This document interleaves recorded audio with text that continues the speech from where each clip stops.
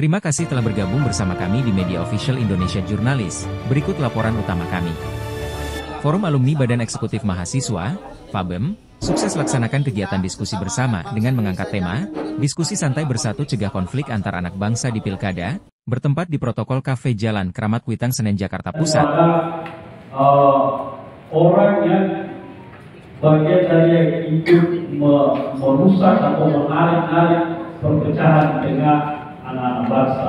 Tapi mari kita perluas radius perbincangan, memperluas radius pendidikan politik, sehingga pasca pilkada ini kita kembali bersatu. Ya kalau bisa bersatu, kenapa anak bangsa tidak bisa bersatu?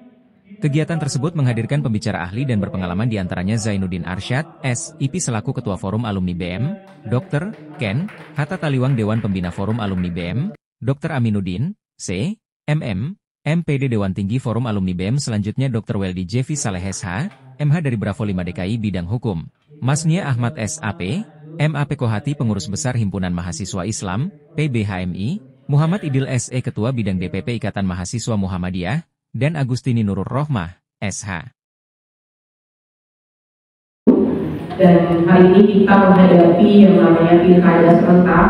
Ada dua wilayah yang mungkin teman-teman semua tahu bahwa dua wilayah yang tidak melaksanakan pilkada serentak, yaitu daerah istimewa, di mana Jogja dan DKI Jakarta. Selebihnya adalah daerah-daerah yang melaksanakan pilkada serentak yang nantinya dilaksanakan pemilihan di tanggal 27 November 2024. Kerawanan ini tentunya memiliki beberapa indikator, mungkin tadi sudah disampaikan oleh Bang Tigil, ya salah satunya mungkin main politik, ya, kemudian isu-isu agama, rasis dan sebagainya. Nah itu perlu sekali kita sebagai masyarakat yang mungkin intelektual, ya, kita harus mampu mengambil peran-peran ada ruang publik ataupun ruang pada masyarakat untuk bagaimana memberikan edukasi politik, bagaimana memberikan wawasan mengenai pilkada yang itu bisa memberikan pendidikan politik kepada anak sesama, mungkin anak pemuda, kemudian masyarakat umum. Ketua Umum Forum Alumni BM, Zainuddin Arsyad mengatakan, diskusi ini bertujuan untuk mencegah terjadi konflik sesama anak bangsa. Jadi perlu diketahui, konflik horizontal sesama anak bangsa akan membuka jalan lebar bangsa asing untuk membuat proksi membahayakan negara. Konflik horizontal tidak menguntungkan negara kita. Kita menginginkan sesama anak bangsa Indonesia jangan terjadi konflik horizontal, karena konflik itu akan menjadi ruang bangsa asing untuk melakukan proksi negara kita. Kalau terjadi proksi, yang rugi itu adalah negara kita. Ketika negara kita terjadi proksi oleh bangsa asing, rugi dari segi ekonomi, politik, budaya, bahkan stabilitas ini akan berdampak sampai ke dapur ibu-ibu sekalian. Maka jangan terjadi konflik, biarkanlah dinamika politik ini terjadi, karena ujung-ujungnya akan terjadi kompromi. Kata Hatta Taliwang tadi, negara kita adalah negara musyawarah, negara yang semuanya bisa negosiasi dan dikompromi. Betul Bang Hatta? Ya. Ada tambahan Bang Hatta? Saya kira saya tetap yakin dengan sikap rakyat Indonesia. Sekeras apapun perbedaannya, mereka tetap akan bermusyawarah, berkompromi. Ada itu yang sampai harus konflik keras ya. Pilkada ini kan urusannya rasional aja. Yang penting pelaksanaannya lurus, jujur, baik-baik aja, dan rakyat menerima, selesai. Saya kira itu. Oke. Bang Ustaz Banjar sih? Ada Banjar sih? Nggak ada? Oke, itu aja dari kami. Insya Allah kegiatan ini kita akan terus gemakan. Teman-teman media bisa menyampaikan kepada rakyat bahwa anak-anak muda kami dari Forum Alumni BEM sebagai aktivis kampus yang sudah selesai juga selalu menggemakan bahwa kalau kami dulu sering demo itu ke dalam hal idealisme sebuah gerakan. Kalau hari ini kami mengajak damai juga bagian dari idealisme, karena jangkauan pikiran kita semakin jauh bahwa terjadi konflik itu adalah bagian dari dinamika yang tidak positif untuk bangsa kita ini.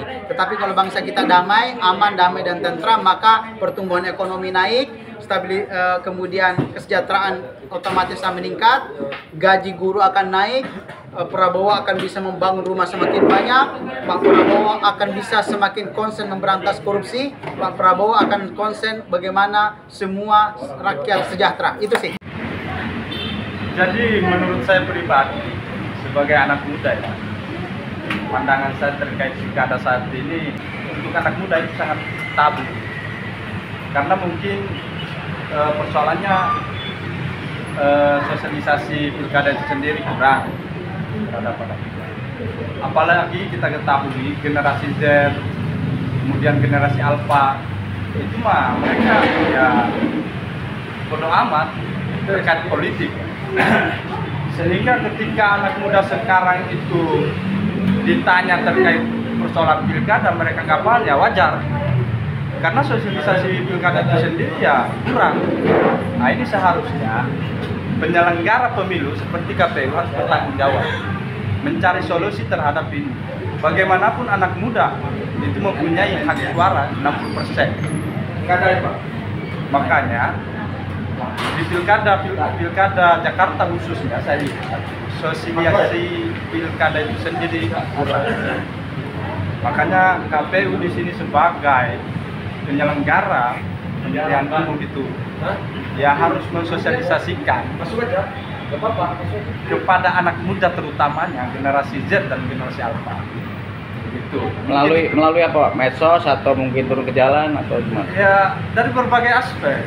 Karena persoalannya kita bukan hanya sosialisasikan di medsos atau media yang dimiliki oleh KPU, tapi perlu turun ke jalan. Harus ada diskusi-diskusi terkait pilkada, baik di kampus-kampus kan begitu. Kemudian di di perumahan-perumahan rakyat harus begitu. Itu kan udah dikampanyekan sama tim relawan daripada salah satu pasangan calon. Kalau hanya bicara relawan yang mensosialisasikan itu beda Pak, beda. Mereka itu kan kampanye jatuhnya. Tetapi ini kan persoalannya bagaimana anak muda, generasi Z dan Alpha itu tertarik kepada persoalan-persoalan pilkada, mengerti gitu.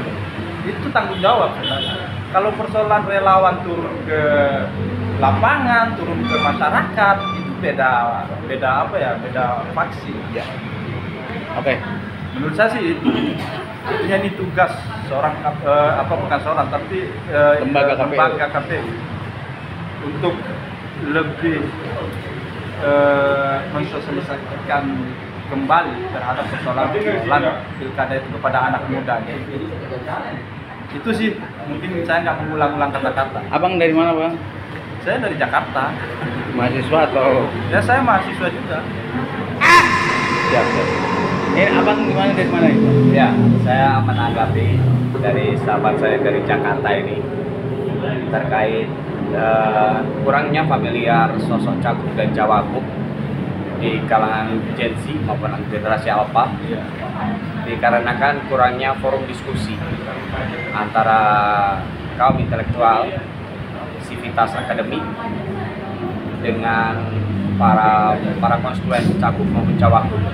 Mereka hanya berani muncul di permukaan, tetapi mereka tidak mencoba menyentuh ranah-ranah akademik, mengajak untuk debat, diskusi, bagaimana biar para generasi milenial ini ikut memikirkan atas visi misi yang mereka lakukan. Selama ini yang ada, mereka hanya berani debat terbuka di depan umum, lalu dengan waktu yang sangat sempit, sehingga itu menjadi kurangnya antusiasnya anak-anak muda untuk memikirkan politik maupun berpartisipasi di pilkada. Itu yang menurut saya menurunnya tingkat suara. Yang kedua, ya saya sendiri termasuk aliran gercos, gerak coblos semua. Kenapa saya katakan mengikuti aliran gercos? Karena kembali tadi, sepertinya pilkada tahun ini kurang greget dan banyak suara di bawah mengatakan mereka merasa suara-suara mereka tidak terakomodir. Dan kita lihat prosesnya, kembali ke prosesnya ini sangat dilematis, sehingga banyak membuat kecewa Nah banyak akhirnya para sahabat itu memilih Gercos untuk supaya kita bisa bersikap adil terhadap para kandidat yang akan maju di pilkada. Karena kalau kita berat sebelah nanti, iya kalau benar, kalau nggak benar dan ternyata tidak mewakili DKI, bagaimana? Kita bicara segi pilkada DKI, belum pilkada Medan, belum pilkada Jateng, dan belum pilkada Jawa Timur. Dan menariknya lagi, semua cagup dan cawagup saat ini adalah cagup cawagup yang tersandera kasus korupsi, yang dimana rekam jejak mereka tidak bisa dihapus dan sampai saat ini masih bergulir statusnya atau divakumkan, diberhentikan sementara. Kapan nanti terungkapnya? Kita nggak tahu nih. Siapa tahu nanti kita milih dia jadi gubernur, tiba-tiba dia diungkit kasus hukumnya, lalu lengser, lalu politik apa lagi nanti akan dimainkan, kan begitu.